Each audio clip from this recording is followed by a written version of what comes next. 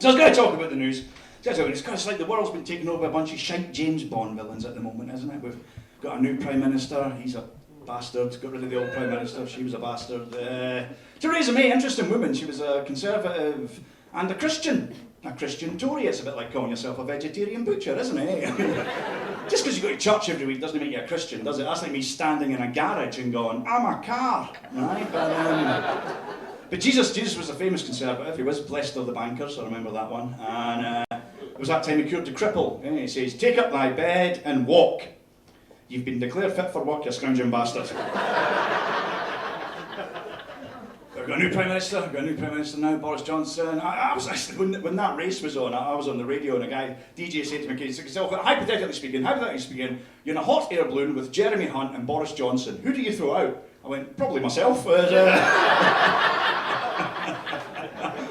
That was like being able to vote for your favourite member of Jedward. That was like, you know. The nasties are taking over. Nigel Farage is very much back in the picture now. Any supporters of the Brexit Party in? No need to shout out, just raise your hands, right?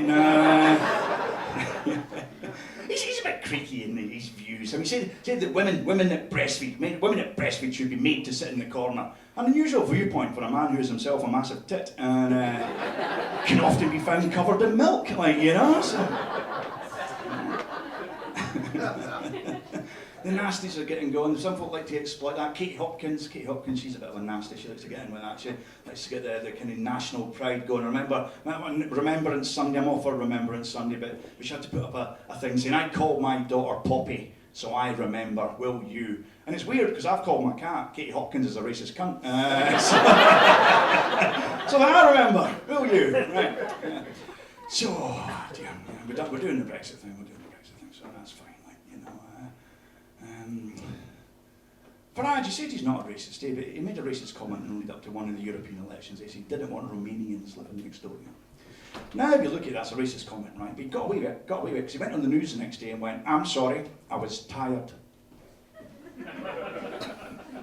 Is that what makes you racist, is it? I've never driven 6 hours back from Wales. You know how you're knackered, there's no coffee now, she's just dozing on the couch, she's going, I'm so tired, I just want to round up the blacks. Fucking hell, what happened now? Don't mind me, I'm very tired. I'm fucking knackered them. I just want to send the buggers back. Fucking hell, this is dreadful.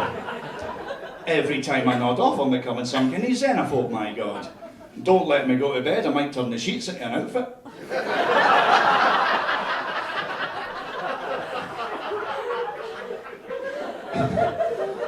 What's happening here? Am I sleepwalking into fascism? No? Maybe that's why it's called UKIP.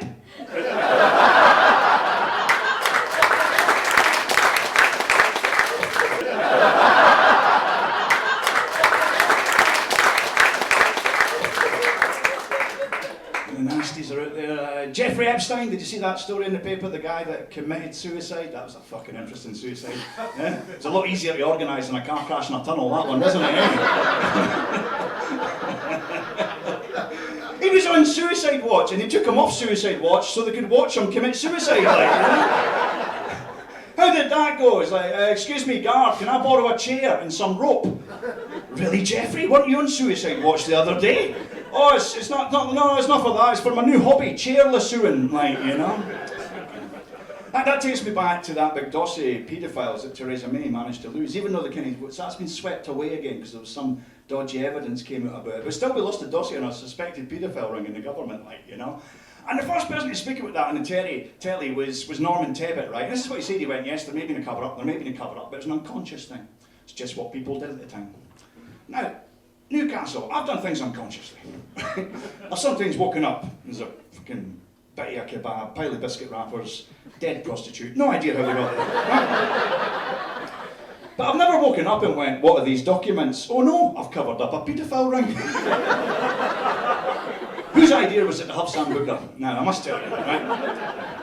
I was doing that joke at the Edinburgh Festival last year, and unbeknown to me, there'd been a Conservative Party conference in town that day, and I got to the gig late at night, and unbeknown to me, 80% of the audience that night was the Conservative Party, right? So I did that joke to complete silence, right? Which confused me, because I've been getting laughs every night, right? So I suddenly stopped and I went, what's going on here? Is this a room full of paedophiles? This one lone Scottish voice went, "No mate, it's worse than that, they're Tories."